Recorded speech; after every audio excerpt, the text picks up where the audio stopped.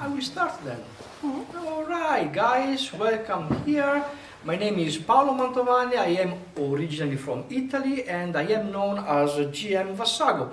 I am actually a professional dungeon master. Well, I am one of those professionists that get paid to play games with you. It's my job, I am enjoying it so much. Today I would like to discuss with you a very important part of gaming, which is the preparation of a session before the actual game. You know, a good preparation is the foundation for the game to succeed.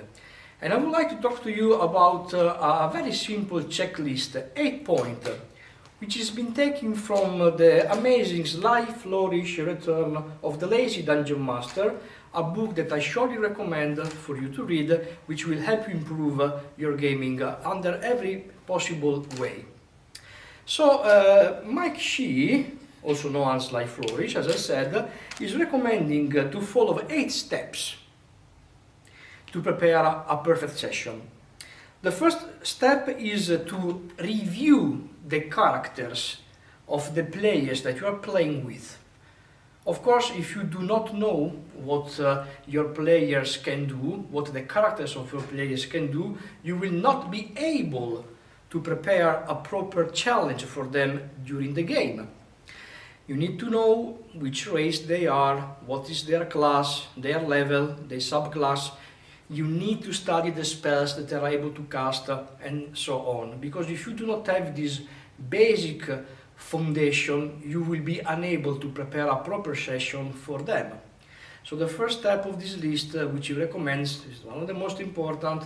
Review the characters that the players have so that you are totally ready when the game starts.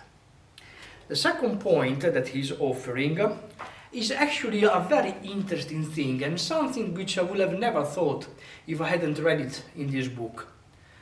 Always create a strong start. In a certain way, the only time when you are really completely in control as a GM during the game is at the beginning. Because during the game, players talk, make decisions, and it's impossible to understand, to know where they're going and what they will do. But at the beginning of the session, you have 100% control of how to start the session, setting the mood, which events to throw at them. If the start is strong, there will be absolutely then no problem to continue with the session, because when you start in one direction, you will be then able to fork out in many others if you know exactly where they start from. So take a little bit of a time to think how the former session has ended, and then find a proper way to start the new one, something memorable, something that the players will remember when they're playing. Try to find the correct mood, the correct setting to start in this way. It is really the only way, as I said, when you are 100% in control.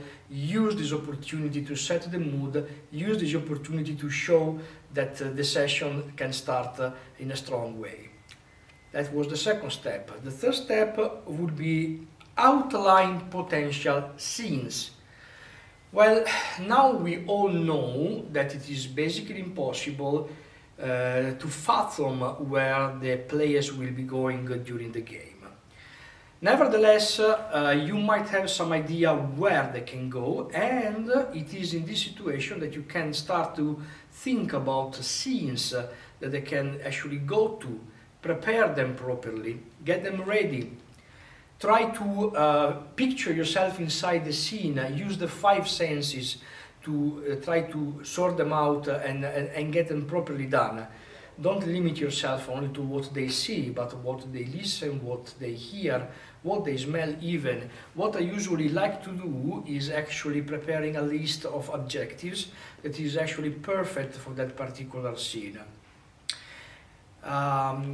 One of my personal ideas, it is not in the book of Mike Shee, but that's my personal idea. I think that every scene of the game should incarnate one particular emotion.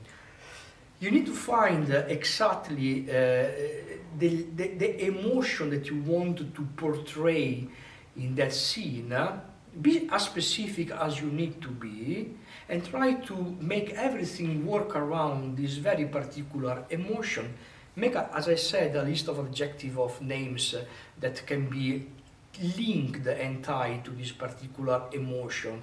For example, if you want to convey the emotion of sadness, you can prepare some portrait on the table about some relatives of the players, of the characters who have recently died, and therefore you can specify and convey sadness through these. You can use adjectives that are relevant to the sadness feelings, or even colors that in your point of view remind you of sadness. For example, in my case it would be pale yellow, or gray, or brown. So when you create a scene, when you prepare a scene, always keep in mind the idea that one emotion should be incarnated in it, and you should work toward portraying this to your players and therefore to the characters that they are playing. That will be the third step. Now we go to the fourth step, which is, in my point of view, one of the most important of this list. Define secrets and clues. Well, this was a breakthrough when I read this book. This is a step that I would have never been able to think by myself. Thanks to Sly Forish for working it out for me.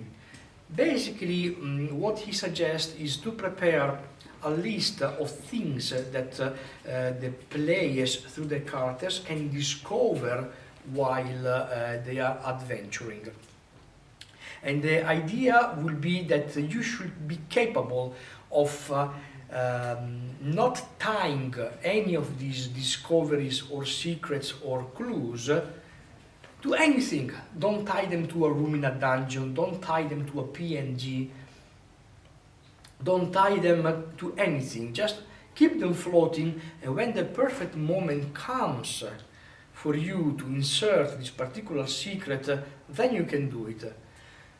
You do not have to insert every single secret that you prepare for every session, of course, but you should have in mind very clear which are the secrets for that particular session. In that way, when you see the opportunity, you can slide them in. This has the effect of freeing, basically, some of the most interesting part of the game, discovering clues and mysteries, from anything which is tied down. And therefore, you can be sure that if you really want to include this kind of secret and clues, you will find a way to, no matter what the players will be doing, no matter what they will decide to, where they will decide to go, and so on. That was the fourth step of the list. Moving on to the number 5, develop fantastic location. Well, clearly this is very akin to the idea of developing a scene. Every scene takes place in a location, but they are not the same thing. They are not the same thing. I like to think as a location not only as the place where things happen, but I like to think of it as a way to show, without telling to the players and therefore to the characters, what they're experiencing in their world. Again, remember what is the main emotion that you have incarnated in the scene before, and when you are in a location, try to use these to convey again this emotion. In this way, scene and location will work in tandem together to give out the experience that you want. Another thing that you can do, on the contrary, is creating a location which strides and it is a bit in contrast with the scene. This will create a very particular effect which is called as cognitive dissonance in your players, and it is to be used very carefully because it can be very powerful. For example, you can create a scene where everybody is completely happy, completely jumping around and singing and playing the violin and having a good time, but you can set it in a tomb, for example, where everything is dark and rotten and there are cadavers all over. You see, it is in contrast. It creates a cognitive dissonance in your players, and if done properly, it can be very powerful. Be careful, though, not to be grotesque, unless your goal is to be grotesque. But the idea is to put them in a situation which they are not able to understand immediately, and therefore make them think about this. That would be the fifth step. We then have outline important NPCs. Alright guys, this is a very important step. Clearly when your players are exploring the world that you created through their characters, they will interact with NPCs. Now, don't do anymore like we used to do 20 years ago, that you create 30, 40 NPCs and you tie each one of them to a location. You create the baker, you create the smith, you create the bartender. Don't do that. Create instead 3, 4, maybe 5 very well developed NPCs, and then on the moment, on the spot, you can use that NPC and adapt it to the situation at hand. You should be able to at least know the sex, the race, actually even the class of the NPCs, if you want to be a little bit more specific. It is also important to mention the eventual quirks that they might have or something that stands out. Make your homework, prepare those 4 or 5 NPCs, and after that you will see that if you are able to adapt it on the spot for the role that he will need, you will realize that creating 30 of them is unnecessary. There is literally no more than 4 or 5 NPC that you need per session. You save time and you do a better job. Moving on to the step number 7, choose relevant monsters. Also, this is a very important point. Nowadays, most of us are playing Dungeons & Dragons 5th edition, where one big thing in the monster statistics are the hit points. Clearly, the higher in challenge rating the monster is, the more hit points he has. I'm mentioning this because I think that it is more important when you prepare a session, when you prepare an adventure, to choose the perfect monster which is thematically linked to what you want to portray, then to focus on its challenge rating. The challenge rating can always be adjusted by modifying, for example, the hit points. You can have more, you can have less, you can take away some abilities if you deem them too powerful for the players that are, for the characters that are experiencing that particular encounter. It takes a little bit more of work, but in this way you have the chance to literally create the perfect encounter for the specific location and the specific scene that you want to portray without worrying too much about the challenge rating. That said, I am very much of the opinion that every encounter that the characters can have does not have to be absolutely balanced. It is sometimes good to have a stronger monster which the characters of your players cannot defeat, and then we need to think different tactics. So, let's go. Last step, select magic item rewards. Now, I really would like to say that I am a proponent of the so-called emergent gaming. Therefore, I really like to think that it is important, even while you are playing, to have randomly determined treasure. Therefore, your players can have a lot of different ideas and opinion of how to utilize this treasure when they found it. This is not enough though. Every now and then, possibly even every session, at least for one or two characters, maybe you can rotate them and change them, it is very important to figure out a specific item that is prepared just for that character. Therefore, you will make the player feeling the character understood and empowered, because he can have a specific magic items that he can use just for himself. And that's about it.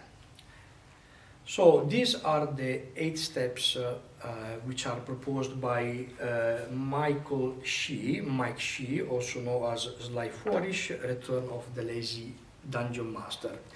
I surely recommend this book as one of the most straight through that I have ever read. It will help you to get your session in order in a very quick way. And I think that this is it for today. That was what I wanted to share with you. If you have any other question about me, you can easily search for me online. You find me as GM Vassago. I will be happy to get an email for you or to talk to you. I've never fed up of discussing about gaming. That's it.